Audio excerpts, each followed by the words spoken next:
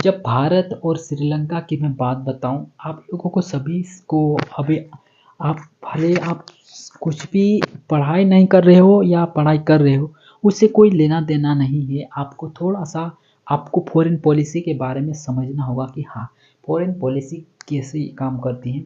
और इसके ऊपर मैं कुछ अपनी बात को आपके सामने रखना चाहता हूँ। जैसे कि सबसे पहले भारत की फॉरेन पॉलिसी और इंडिया का बाकी पड़ोसी देश के साथ कैसा रिश्ता है, दैट इज़ द इम्पोर्टेंट।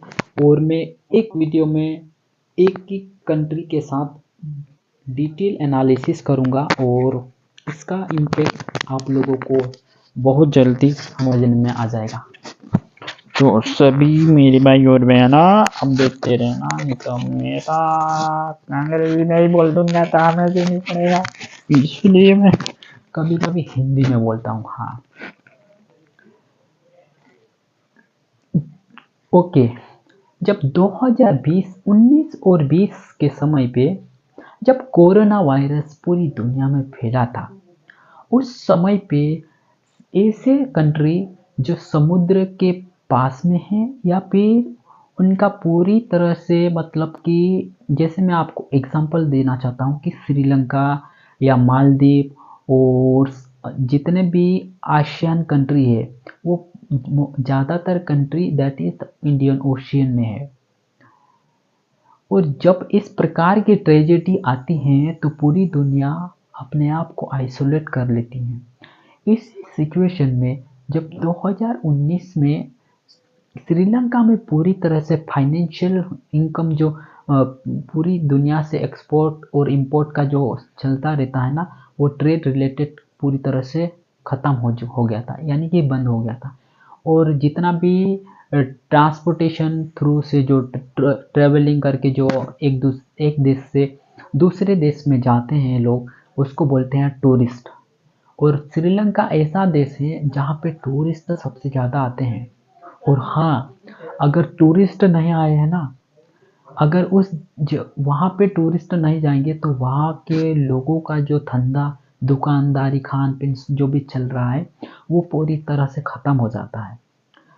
और इसी तरह से जब 2019 में जब कोरोना आया तो श्रीलंका की हालत इतनी ख़राब हो गई, वहाँ की खेती है ही नहीं ना। खेती तो है लेकिन बहुत कम होती है, क्योंकि वो पूरी तरह से समुद्र में देश बसा है और एग्रीकल्चर इतना नहीं है और दूसरे देशों के ऊपर डिपेंड है। और चाइना उन्होंने कर लिया था कि यार, उन्होंने चाइना को एक पोर्ट हम्बन टोटा करके पोर्ट दिया था डेवलप्ड करने के लिए, और चाइना उसे लोन दिया था। जब लोन श्रीलंका चुका नहीं सका तो चाइना ने उस पोर्ट को 99 दिन के लिए खरीद लिया। अरे 99 दिन नहीं रे गधे, 99 साल।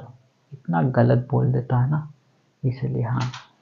तो इस हालात से वो निकला। और अभी जब 2024 में जब श्रीलंका के नए प्रधानमंत्री बने तो उन्होंने कुछ अपने देश की पॉलिसी में चेंज लाया।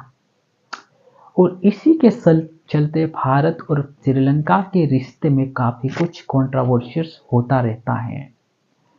हालांकि भारत हमेशा अपने पड़ोसी को एक अपना छोटा भाई की तरह सोच के रखता है, और कुछ भी प्रॉब्लम हो, कुछ भी साइक्लोन से रिलेटेड या फाइनेंशियल हो, दैट इंडिया हमेशा उसके साथ सपोर्ट करता है। लेकिन भारत और श्रीलंका के साथ दो प्रॉब्लम है। वहाँ पे भारत से गए कुछ लोग हैं, मतलब कि तमिलियन, स्पेशल तमिलनाडु के लोग वहाँ पे बसे हुए। तो श्रीलंका कहता है कि यार हम है ना, जो जितने भी इंडियन तमिलियन है उनको है ना हमारे श्रीलंका में सरकारी नौकरी में हम अलाउ नहीं करेंगे, या फिर मतलब वहाँ के जितने भी गवर्नमेंट फील्ड होगा या फिर उनको इतना मतलब प्रायोरिटाइज नहीं दिया जाएगा, जितने भी स्कीम्स होगा उनको बेनिफिट नहीं मिलेगा। और इसी के चलते वहाँ पे काफ़ी कुछ लड़ाई हुई थी और काफ़ी लोगों वहाँ पे मर गए थे। जब